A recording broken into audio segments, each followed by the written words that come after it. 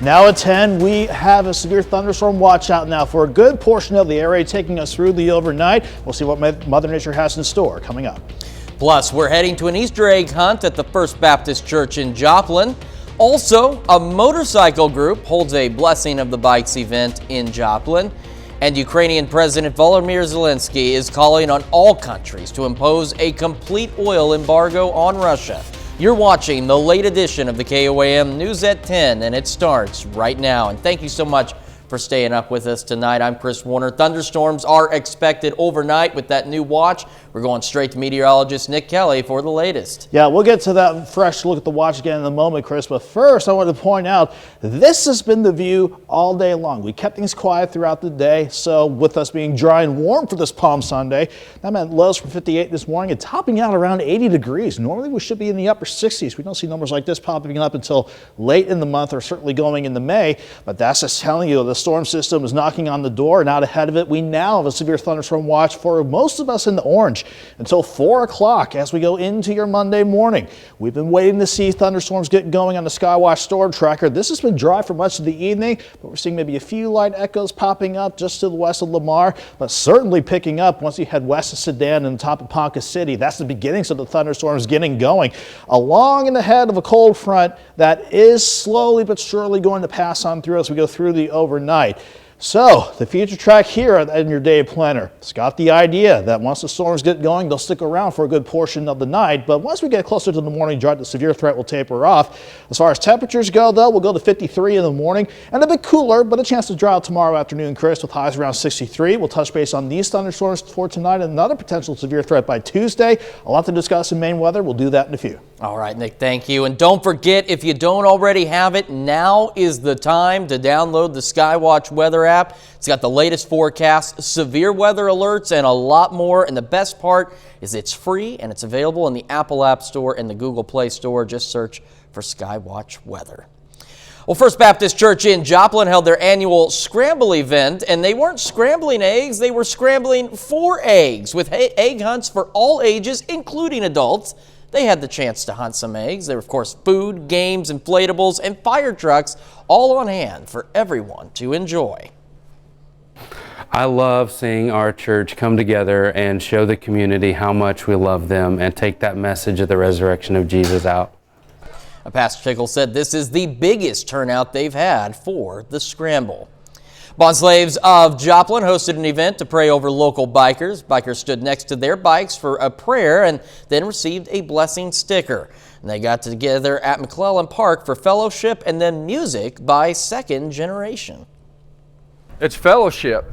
It shows that we care. We're there if they need us for prayer. We're there if they need us anytime. They can reach out for us for anything, from family prayer to motorcycle accidents to anything they need. This is Bond Slave's first time hosting the event in Joplin. The SCCA hosted an event today for car enthusiasts. 75 cars raced to see if they had what it took to win first place in their heart. They raced around cones and then were timed on how fast they made it through the entire course. It's a great form of competition that lets drivers push their cars to the limits in a safe and controlled environment. Anyone with a valid driver's license can compete at these races. And we take this time now to honor one of our many four-state heroes. Sergeant Christina Schonecker served in the Army in Iraq, her hometown, Arlington, Kansas. And we're proud to recognize Sergeant Christina Schonecker, tonight's four-state hero. And of course, learn more about other heroes or nominate one of your own. You can do that anytime at KOAMNewsNow.com. Still ahead, Ukraine's president calling for nations to impose complete oil embargoes against Russia.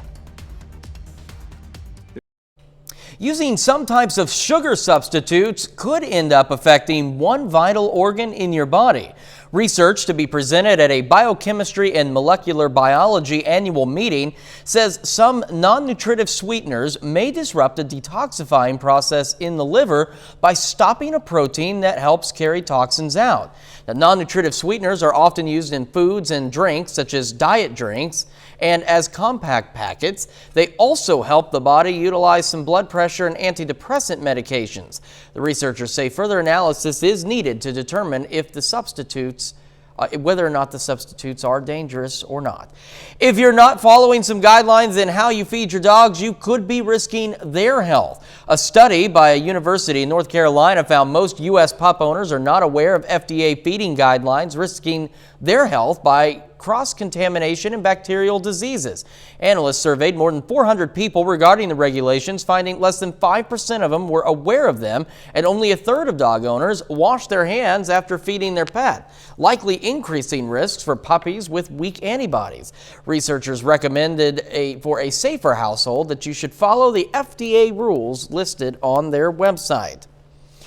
Nissan is shooting for new battery technology in its electric vehicles by the end of the decade. On Friday, the automaker said it will make solid-state batteries for use in future production of their electric car lineup. A pilot production line will be set up at its Yokohama plant by the 2024 fiscal year. These batteries could hold more power, last longer, and charge faster. Using solid-state batteries can also reduce the price. Nissan will use them in its cars and pickup trucks, and the batteries could hit the market by 2028. Microsoft takes aggressive steps to shut down some Russian hackers aiming at Ukrainian organizations. The tech giant seized 7 domains belonging to Strontium or Fancy Bear by way of a court order, a Russian hacking group with ties to Russia's military. Now, Microsoft says Russian agents were targeting Ukrainian media outlets, think tanks, and even U.S. and European Union government institutions. Microsoft previously nabbed 100 Fancy Bear domains. Fancy Bear has been linked to cyber attacks on the Democratic National Committee in 2016 and targeting the U.S. election in 2020. YouTube has blocked Duma TV, a television channel that broadcasts from Russia's lower house of parliament. The action has met with anger from Russian officials. They say the world's most popular streaming service could face restrictions and retaliation. The Speaker of the Russian State Duma says YouTube's action is further proof of what he described as rights and freedom violations by Washington. Ukrainian President Volodymyr Zelensky is calling on all countries to impose a complete oil embargo on Russia to choke out some of its main revenue streams. Meanwhile, Russia is putting one of its most experienced military officers, who is said to have a record of brutality against civilians in Syria, in charge of its invasion of Ukraine. CBS News correspondent Elise Preston reports from New York. Russia reportedly has appointed a veteran general who led the devastating campaign in Syria as commander of its war on Ukraine. I think it's actually just consistent with the way that Russia has conducted this war from the beginning. We've seen scorched earth warfare already. We've seen atrocities and war crimes and mass killings and horrifying and shocking images from towns like Bucha and the rocket attack on Kramatorsk. So I think this is an indication that we will see more of that. President Biden's national security advisor says the U.S. is considering providing new weapon systems to Ukrainian forces that would require training which the U.S. would conduct outside Ukraine. On Sunday night, 60 Minutes, Scott Pelley asked Ukrainian President Volodymyr Zelensky if Russian leader Vladimir Putin should be prosecuted for war crimes. Look, I think everyone who made a decision, who issued an order, who fulfilled an order, everyone who is relevant to this, I believe they are guilty. Do you hold Putin responsible? I do believe he's one of them. As a miles-long Russian convoy travels to the south, the war-battered nation's east is bracing for an onslaught. So what we are preparing is for the massive attack in the east. Yes, the enemy Russians, they are demotivated, they are war criminals, but there are so many of them, and they still have so much equipment. Ukrainian reservists are preparing for battle in this town. It's not far from the train station where a suspected Russian missile killed more than 50 Ukrainians waiting to evacuate. Elise Preston, CBS News. Britain's defense ministry reported Sunday that the Russian armed forces were trying to compensate for mounting casualties by recalling veterans discharged in the past decade. Later on the news at 10, a new #1 movie has sped into U.S. theaters. We'll break it all down in our box office review.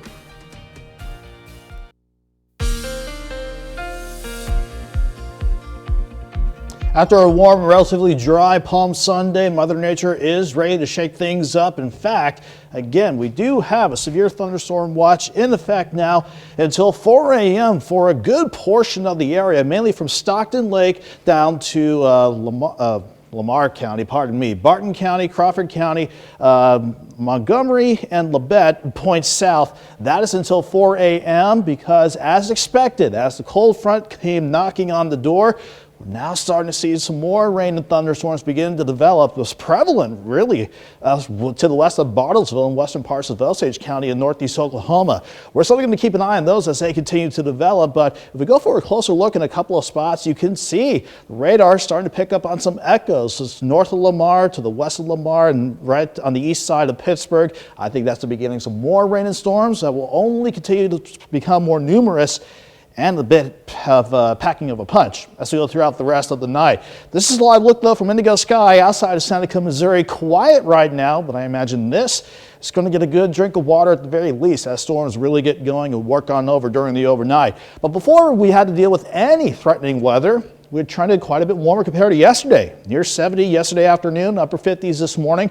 Pushing 80 degrees for most of us this afternoon. Certainly warm ahead of that next cold front, willing to shake things up as we go through the course of the overnight. Sitting at 70 now in Joplin, the south wind at 11, dew point at 57, not too terribly high, but certainly sufficient to support thunderstorms as they continue to develop throughout the course of the night. If you're behind the front with that northerly breeze, you are in the lower to middle 60s. Everybody else certainly sitting with a bit of a ripe air mass in place with temperatures still in the lower 70s. And like we expected, now is when we're going to see the thunderstorms get going and expanding coverage along and even behind this advancing cold front. So we're not worried about a tornado threat, thankfully. But these storms are really coming to life now with an upper wave working across eastern South Dakota and additional energy in the upper levels coming out of Colorado. That still puts us at a low threat for severe weather. You can see it covers a good portion of the area through the rest of the night until I think about 3 a.m. Again, based on how things are looking and considering we don't have a lot of moisture, you saw how those dew points were only in the mid-50s, keeping the tornado threat pretty minimal. It's not zero, but it's not something we're overly concerned about. I do want to keep an eye out, though, for these storms capable of producing some large hail, maybe up to ping pong the golf ball size, high wind gusts, and certainly some heavy rainfall, because this will be packing quite a bit of rainfall as they continue to develop right on top of the region and then only expanding coverage as we go through the rest of the night. Here's 3 a.m. I think the best shot for any severe weather will be just exiting the region, but we'll still have to contend with rain and some thunderstorms to get your Monday morning started. But once we get to the morning drive, I think the bulk of the action will be working into the Ozarks, certainly into south central Missouri with lows in the 50s. Then we're going to focus on skies turning eventually partly sunny, so we are going to turn mild again for tomorrow, but nowhere near as warm as what we saw today. 53 in the morning, 58 by noon. Cooler tomorrow, but still mild, highs around 63. We're quiet Monday evening. Monday night, going into Tuesday morning, but look at how the temperatures will soar once again ahead of our next storm system on Tuesday, pushing us back near 80, but if we can see these thunderstorms out west really get going and push on through, that could set us up for quite a bit of severe weather. So we're keeping an eye on Tuesday with a low to elevated threat from late Tuesday afternoon until the early morning hours on Wednesday. So that's going to be the next severe threat we'll keep a close eye on. But in the short term, in terms of the rain chances, 1/4 of an inch on the low end to as much as 1.5 inches, maybe 2 inches as more heavier rain sets up. I will say, once we get beyond these two storm systems lining up, we'll have to watch for additional rain chances, unfortunately, for the Easter holiday weekend, Chris. But temperatures mild overall. 63 tomorrow, 80 on Tuesday, then staying in the lower to middle 60s Wednesday into the holiday weekend. Nick, thank you.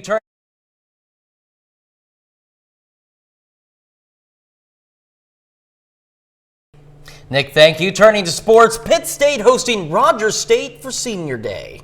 Bats come alive for the Gorillas today. We've got the highlights coming up. Plus, Missouri Southern's Brooke Stauffer talks about her new coaching gig.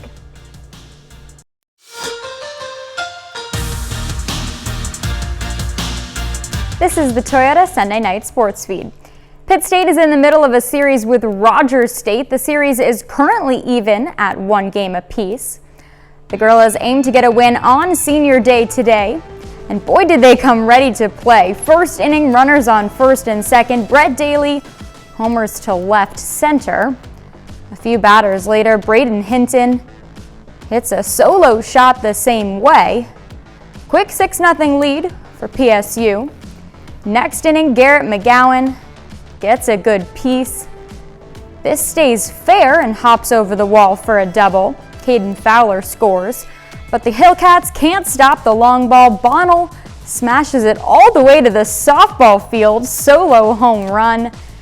Then Pitt, bases loaded, Caleb Carr comes in to pinch hit. He hits a grand slam. It's a home run derby out here, 15-0 after 3 innings. The Gorillas continue to pour it on, stomping Rogers State 23-3. Missouri Southern struggled in Warrensburg this weekend against 4th-ranked Central Missouri. The Mules complete the sweep today 11-3 over the Lions. Tommy Stevenson hit a 2-run home run, his 2nd homer of the series and his 15th on the year. Jordan Fitzpatrick went 3 for 4 with 2 doubles and 2 runs scored. Missouri Southern's Brooke Stauffer played an important role in the Lions' historic season this past winter, and while she has finished her career as a player, she isn't going very far. Stauffer lands a position on Webb City's coaching staff. She will be an assistant coach in the girls program, helping with junior varsity and assisting head coach Lance Robbins at the varsity level. I realized that, since I can no longer play, now I can, share my love for the game through other people. I just want to be able to do that and spill my heart for the game. I just want to make them the best players they can be and the best people they can be. I know that a lot of people put pressure on, basketball, but sometimes you just got to be that mentor to them. Pitt State Outdoor Track and Field made their home debut this Saturday, hosting the 14th annual Gorilla Classic.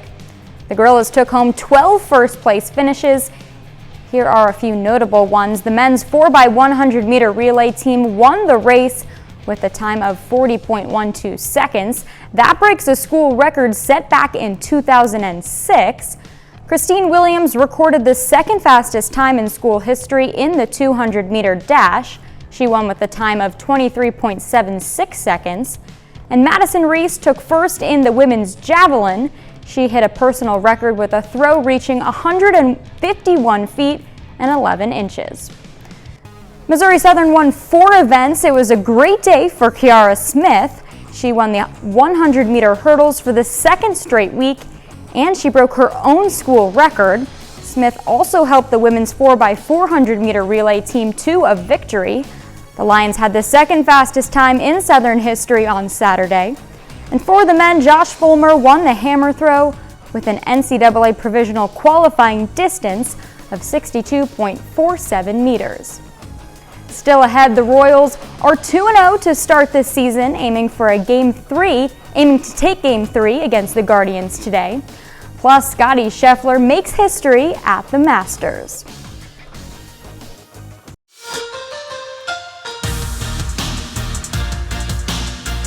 Welcome back to the Toyota Sunday Night Sports Feed. It's been an exciting start to the MLB season for the Kansas City Royals. Rookie Bobby Witt Jr. has been impressive to say the least, and Kansas City picked up their 2nd win of the season in walk-off fashion on Saturday. The Royals have a chance to clinch the series against the Guardians today. Cleveland, though, comes out with a vengeance. Oscar Mercado hits a grand slam in the 1st inning. They go up 6-0. More in the 2nd. Ahmed Rosario finds a hole, 2-run score. It gets pretty ugly. Cleveland wins 17-3. The Cardinals are up 2-0 in a 4-game series with the Pirates. Nolan Arenado goes down the line for a 2-run home run. St. Louis jumps out to a 3-0 lead. But things take a turn. Michael Chavis has a chance with the bases loaded. He goes deep for a grand slam. We've seen quite a few of those today. Pittsburgh up 4-3. Then Kevin Newman finds grass in center. Diego Castillo scores. The Pirates take Game 3 9-4. Scotty Scheffler continues his incredible season with a win today at the Masters. Scheffler shot 10 under par for the tournament, winning by 3 strokes over runner-up Rory McIlroy. It's his first career major and his 4th on the PGA Tour this season. We're back right after this. A new #1 movie has sped into U.S. theaters. David Daniel has early estimates for the top 5 at the weekend box office. The Batman fell to 5th place, but made another $6.5 million for a domestic total of $359 million. Ambulance opened in 4th place with $8.7 million, the lowest debut of director Michael Bay's career. The Lost City checked in at number 3. $9.2 million gave the rom-com adventure a domestic total of $69 million. As a result of my procedure, I have an overpowering urge to consume blood. Morbius only managed one weekend to top the chart, falling to 2nd on ticket sales of $10.2 million. I don't know how you got back, but you made a big mistake coming here. Sonic the Hedgehog 2 stormed out of the gate with a $71 million debut, more than the first Sonic film's debut in 2020, and opening weekend records for Jim Carrey and video game adaptations. In Hollywood, I'm David Daniel. Always some good movies to check out. I guess we're going to have to check out the new Sonic movie. Something else we are keeping a close eye on, though, is severe weather chances. Yeah, that's why the alert day is up for tomorrow, mainly during the morning hours. But once we get past the morning drive, we'll see these rain chances taper off throughout the day. Still mild with highs to 63, but we'll push 80 ahead of our next storm system on Tuesday. And if things set up the wrong way for us, we could deal with another threat for severe weather Tuesday afternoon and Tuesday night. Doug, Michael, and I will be busy for the next few days for sure, but we will be staying on top of things. Certainly, it's something to keep an eye on. And of course, make sure you have that Skywatch weather app. Guys, thank you so much. That's our time for now. We'll see you back here next weekend. Thanks for making us part of your night.